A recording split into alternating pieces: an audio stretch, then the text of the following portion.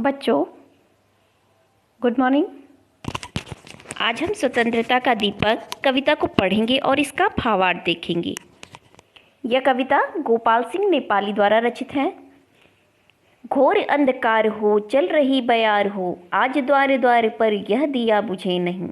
यह निशीथ का दिया ला रहा विहान है, शक्ति का दिया हुआ शक्ति को दिया हुआ, भक्ति से दिया हुआ यह स्वतंत्रता दिया। रुक रही न नाव हो, जोर का बहाव हो, आज गंगधार पर यह दिया बुझे नहीं। यह स्वदेश का दिया प्राण के समान है। तो बच्चों, कविता का भावार्थ हम देखते हैं।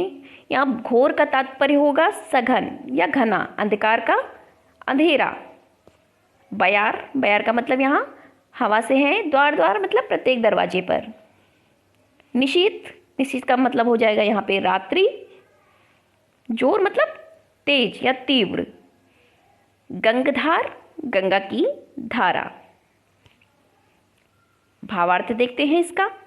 इन पंक्तियों में नेपाली जी कहते हैं कि अंधकार चाहे कितना ही घना क्यों ना हो, चाहे कितनी भी तेज हवा क्यों ना बह रही हो, हर दरवाजे पर यह दिया बुझना नहीं चाहिए। यह दिया हमेशा जलते रहना चाहिए। यह रात में जलाया गया है दिया और प्रातःकालीन आज़ादी की खुशियाँ ला रहा है। यह शक्ति का दीपक शक्ति के लिए राष्ट्र प्रेम की भावना से ओतप्रोत है।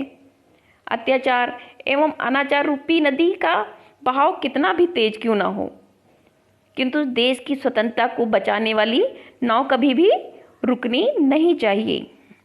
यह गंगा की धारा को समर्पित आज़ादी का दीपक कभी ना बुझने पाए, ऐसा हमें हमेशा प्रयास करते रहना चाहिए। यह स्वतंत्रता का दीपक भारतवासियों के लिए अपने प्राणों से भी प्यारा है। तो बच्चों, आगे हम पंक्तियां देखते हैं। यह अतीत कल्पना, यह विनीत प्रार्थना, यह पुनीत भावना, यह अनंत साधना। शांति हो अशांति हो, युद्ध संधि क्रांति हो, तीर पर कचार पर यह दिया बुझे नहीं। देश पर समाज पर ज्योति का वितान है। तो अगली पंक्तियों में नेपाली जी ने कहा है कि आज़ादी की यह कल्पना अतीत काल से चली आ रही है। अतीत काल मतलब बीते हुए समय से चली आ रही है।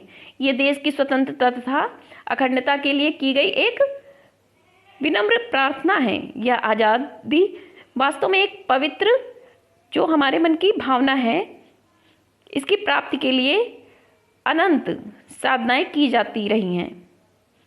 चाहे शांति का समय रहा हो, अशांति का रहा हो, युद्ध का या संधि या समझौते का समय रहा हो, नदी के तट पर हो या कछारों में हो, पर आज़ादी का यह दिया कभी बुझने ना पाए। हम ये प्रार्थना करते हैं कि हे भगवान, आज़ादी का यह दीपक देश एवं समाज पर अपने प्रकाश को हमेशा फैलाता रहे। आगे की पंक्तियां देखते हैं।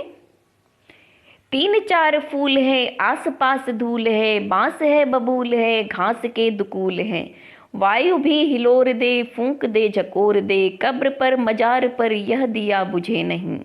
यह किसी शहीद का पुण्य प्राणदान है। तो इन पंक्तियों में कवि ने बताया है कि चाहे हमारे पास तीन चार ही फूल क्यों ना हो, अर्थात हमारी सुख सुविधाएं चाहे जितनी भी सीमित क्यों ना हो, चारों ओर धूल बिखरी हो, या फिर कहें कि अभाव इकट्ठे हों, हमारे पास जो साधन है सुविधाओं का अभाव हो, चाहे हमारे और बांस हों या बबूल हों या घास की मेड़े उग रही हों, चाहे वायु में हिलोरे देखकर हर्षित करती रहीं, अथवा वह आंधी बनकर हमें झकझोर डाले, चाहे संघर्ष करते करते हमारी कब्र बन जाए।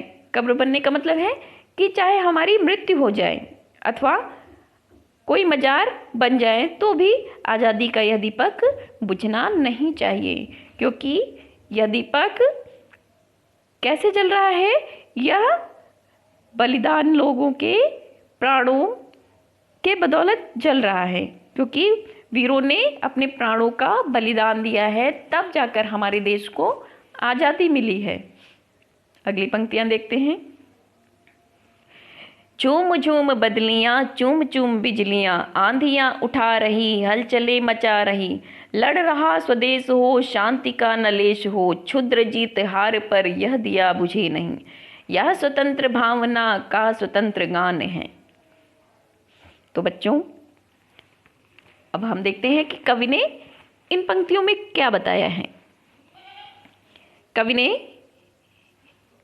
इन पंक्तियों द्वारा हमें बताने का प्रयास किया कि आसमान में चाहे कितनी ही बादल क्यों ना उमड़ घुमड़ रहे हों और उनके मध्य बिजली बार बार चमक रही हो, कहने का भाव यह है कि चाहे कितनी भी मुसीबतें क्यों ना आए, हमें इनसे घबराना नहीं चाहिए और हमें अपने लक्ष्य प्राप्ति के लिए हमेशा लगातार प्रयास करते रहना चाहिए। चाहे चारों ओर तेज आंधियाँ उठ रही हों, चाहे देश के अंदर युद्ध चल रहा हो या शांति नाम मात्र को भी ना हो, चाहे हमें क्षुद्र मतलब बहुत तुच्छ या छोटी जीत या हार का सामना करना पड़े, पर आज़ादी का दीपक किसी भी हाल में बुझना नहीं चाहिए।